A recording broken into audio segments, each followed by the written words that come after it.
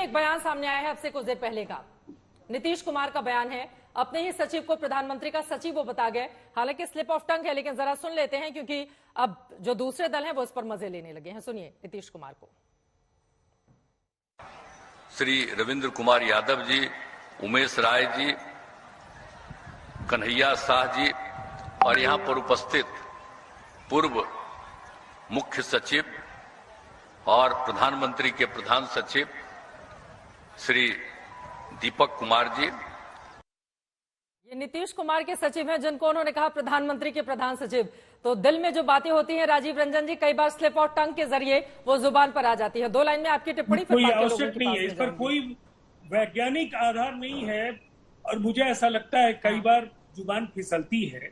नीतीश कुमार जी बेहद संजीदा राजनेता है, उन्हें पता है और उन्होंने कई बार, अब तो स्थिति एक ही है कि नार्को टेस्ट करा लिया जाए या लाई डिटेक्टर टेस्ट करा ले मीडिया कि आप जो बोल रहे हैं वही सच है या गलत है। सर बड़े मुझे लगता है ये मौके पर साहस भारतीय जनता पार्टी के नेताओं से भी चैनल्स को पूछना चाहिए। कभी सतपाल मलिक सवालों के घेरे में, कभी नीतीश कुमार, लेकिन किसी सवाल का जवाब देश के प्रधानमंत्री नहीं देंगे, देश के गृह मंत्री नहीं देंगे। ठीक है, देश का कोई भी मंत्री वो उसके लिए बने ही नहीं है, उम्मीद ही मत करिए। पहले आपको सोचना पड़ेगा। ठीक है, प्रेम शुक्ला जी इसका जवाब देंगे, लेकिन मौके से जुबान फिसल रही है ना, क्योंकि कल जिस मंच पर जाना है उसके ठीक पहले प्रधानमंत्री का प्रधान सचिव अगर ये कहते हैं तो थोड़ा सा तो बनता है ये सवाल लेना। लेकिन आनंद दुबे जी आपके पास आते हुए वही सवाल जो मैंने राजीव जी से पूछा कि देखिए जो क्षेत्रीय दल हैं उनमें से कई तो ऐसे हैं जो अपने ही अस्तित्व की लड़ाई लड़ रहे हैं, और उसमें से जो उद्धव ठाकरे वाली शिवसेना आपकी है वो तो को अपना ही वजूद बचाने की, मतलब अपने नाम को लेकर ही उसके लिए बहुत बड़ी लड़ाई है। तो आप लोग क्या मजबूत करेंगे कांग्रेस पार्टी को? चित्रा जी नमस्कार। देखिए कल कर्नाटका में कांग्रेस की जो शपथ विधि है वो एक शिष्टाचार के नाते अपने सहयोगियों, अपने मित्रों को उन्होंने न्योता दिया है। कल जो मंच पर नहीं आएगा इसका ये मतलब नहीं कि वो विपक्षी दल में भविष्य में इकट्ठा नहीं हो सकता।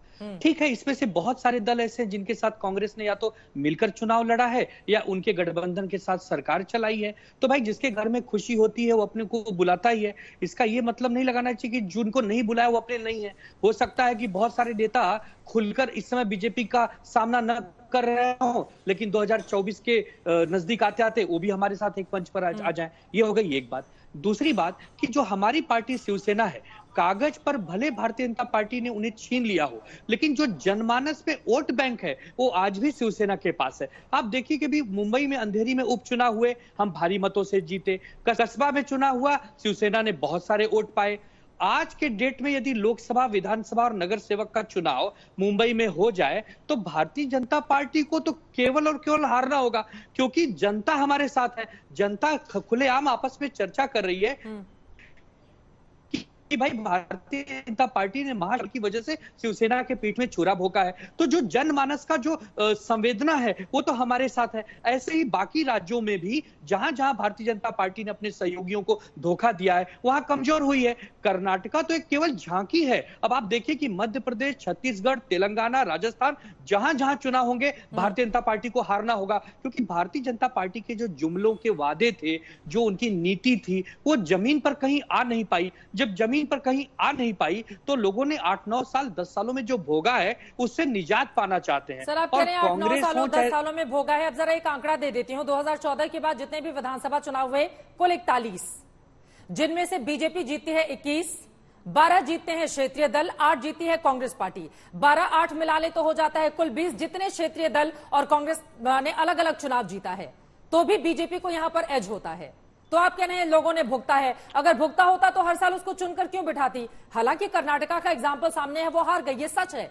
लेकिन अगर 41 में से 21 जीत रही है तो बीजेपी को जनता खारिज कहां पर कर रही है?